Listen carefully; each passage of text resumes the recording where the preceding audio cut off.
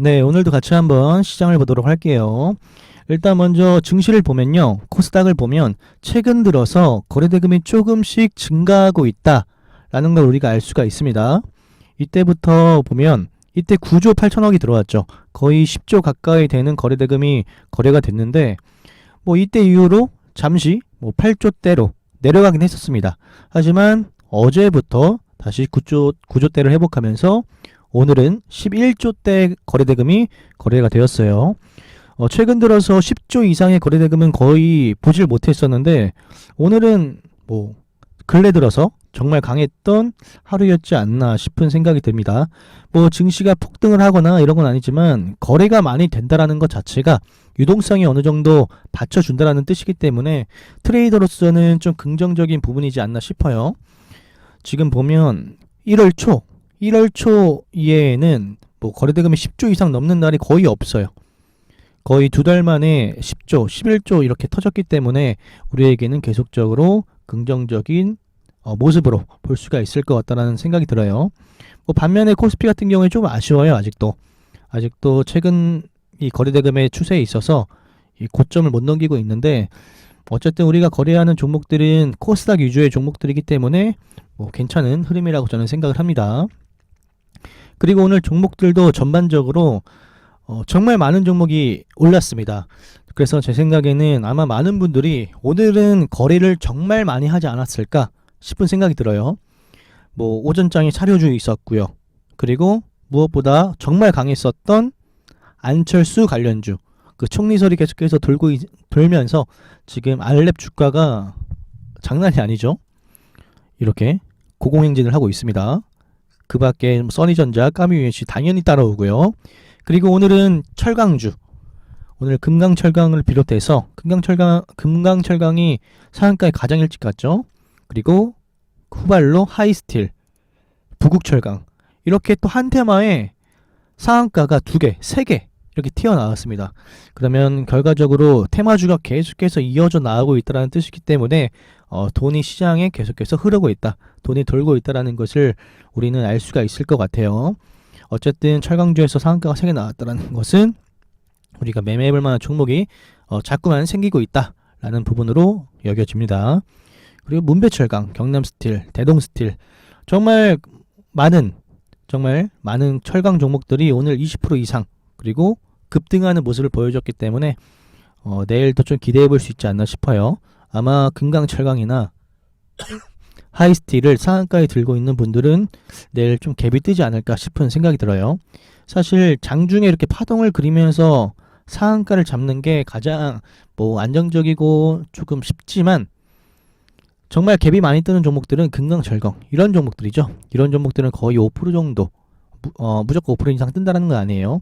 거의 5% 정도는 거의 깔고 가기 때문에 금강철강, 하이스틸 정도는 좀 기대해 볼 수 있지 않나 싶어요.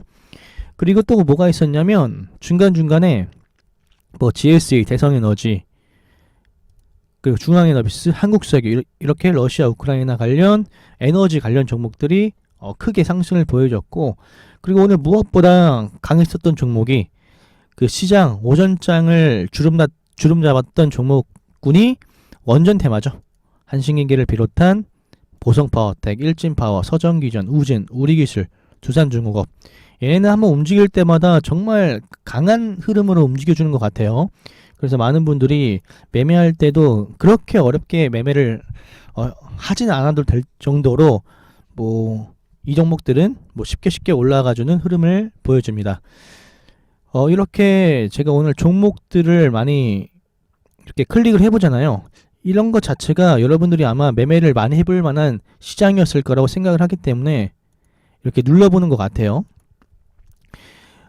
저는 근데 이런 시장에서 어떠한 마인드로 매매를 하냐면요, 이런 시장에서는 나는 오히려 한 종목에 집중을 하려고 노력을 합니다.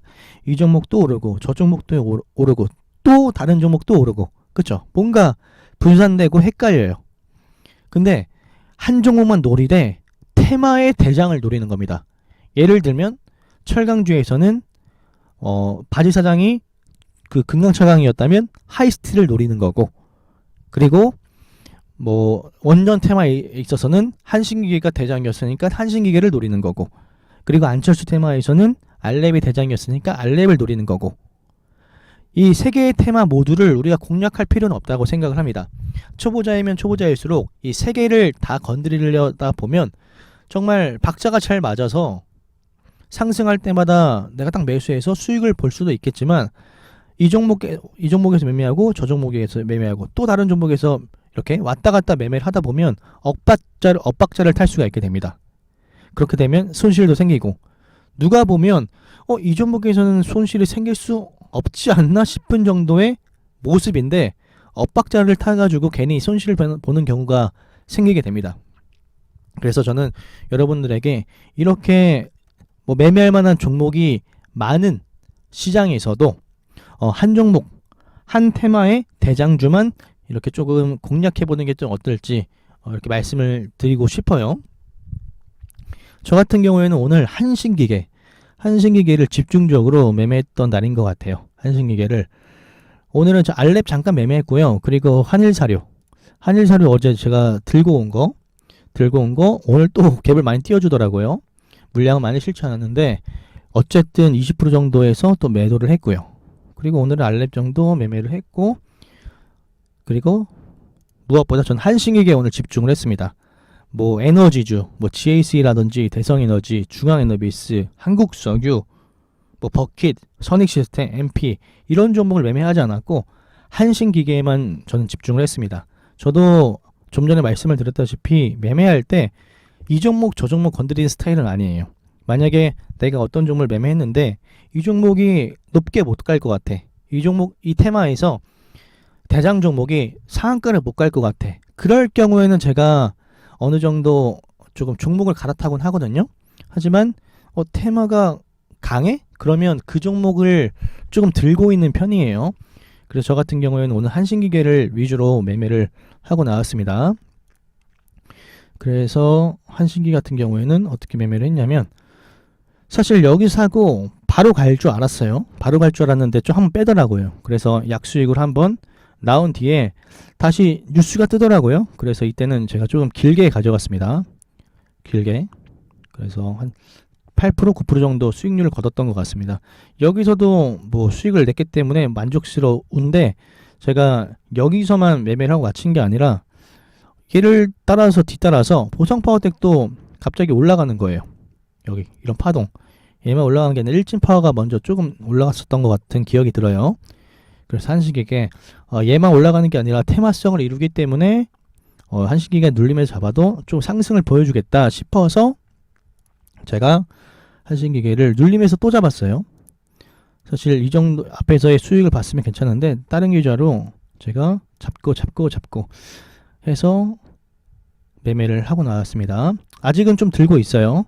제가 여기서 수익률이 좀 많이 나왔어요. 많이 나왔는데 상한가에 딱 들어갈 때 좀 힘이 좋아 보였습니다. 그래서 더 샀는데 결국 가진 못하더라고요. 그리고 보면 제가 이렇게 사고 이걸 버티잖아요. 근데 여기까지는 상한가 따라잡기를 하는 데 있어서 아무런 문제가 없습니다. 제 기준에서 여러분들이 상한가 따라잡기를 어떻게 하는지 모르겠지만 이러한 흐름까지는 저는 그렇게 구애를 받지 않는데, 이 마지막 흐름에서 조금 찝찝한 흐름이 나왔거든요. 호가적으로도 그렇고 캔들적으로 그렇고 찝찝한 흐름이 나와서 여기서 한 반 팔고 지금 반만 들고 있는데, 사실 이 종목이 상한가에 다시 들어갔거든요.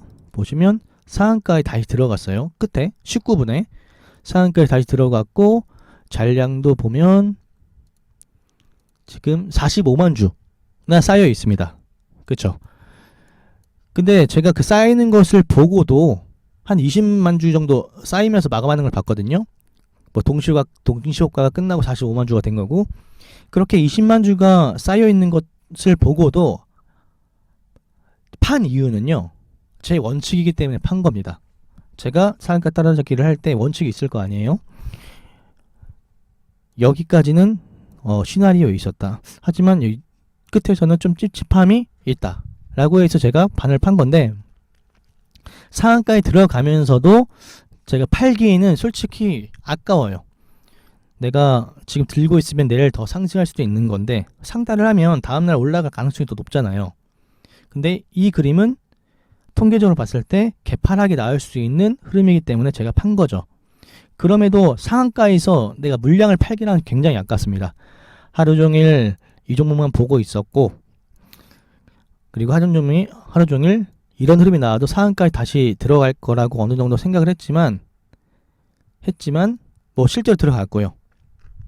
근데 찌찌반 흐름이 나와서 판 건데, 더 올라갈 걸 알고 또 원칙대로 팔기란 정말 어려운데, 이 원칙이 저는 굉장히 중요한 거라고 생각을 해요. 내가 만약에 이게 원칙인데 팔지 못했어요. 근데 마지막이 아니라 내일 이 종목이 실제로 개파락하면 내가 또 원칙을 어겨서 손실을 본 것이기 때문에, 손실보다는 뭐 수익률을 깎아먹은 것이기 때문에 기분이 안 좋고요. 그리고 원칙을 어겨서 수익을 보는 것 또한 사실 마음에 들지 않기 때문에 그냥 눈 감고 그냥 팔아버리는 거예요. 그래서 여러분들이 매매를 할 때 운을 따르기보다는 여러분들의 원칙에 맞게 팔아야 될 때면 파는 게 좋은 거고, 왜냐하면 원칙에 어긋나서 수익을 보는 것 자체도 찝찝해요. 손실 보면 더 기분이 안 좋고 열받는다고 하죠. 그러니까 저도 다시 상한가에 들어갈 때 팔까 말까 그 찰나 그 몇 초 사이에 고민을 했지만, 그래도 내가 이것조차 팔지 못하면 돈 벌 자격이 없다라고 생각을 하고 빠르게 물량을 조금 정리를 했습니다. 저는 오늘 영상에서 이 부분이 가장 중요한 것 같아요. 내가 팔아야 될 때 정말 팔 수 있느냐. 손절도 마찬가지죠. 내가 만약에 이 종목이 떨어졌어요. 손절도 해야겠죠. 그때 과감하게 손절할 수 있느냐. 다음을 위해서, 다음 주도주를 위해서, 다음 그 매매를 위해서 빠르게 결단을 내릴 수 있느냐. 그 부분이 저는 정말 중요한 부분이라고 생각을 합니다. 그래서 오늘 영상에서 핵심은 뭐 많은 종목들이 있어도 그냥 한 테마의 대장만 우리가 집중을 해도 된다라는 거고, 그리고 원칙적인 부분에 대해서 잘 지키면서 매매를 하는 게 중요하다라고 말씀을 드릴 수가 있을 것 같아요. 최대한 매매는 심플하게 해보려고 노력을 하시면 도움이 될 거예요. 이 종목 저 종목 다 오른다라고 해서 잠깐 여기서 조금 먹고 오고, 잠깐 여기서 조금 먹고 오고, 요것보다는 우리가 손실을 봐도 되니까 종목 선정만 잘하고 테마의 대장주에서 매매를 잘하고, 그렇게 한다면 저는 충분히 가치 있는 매매라고 생각을 해요. 매매는 최대한 심플하게 해보실 것을 권면드립니다. 오늘도 수고하셨고, 일단 오늘도 테마가 있었기 때문에 내일도 테마가 나왔으면 좋겠습니다. 네, 오늘도 수고하셨고 내일도 성투하시길 바라겠습니다.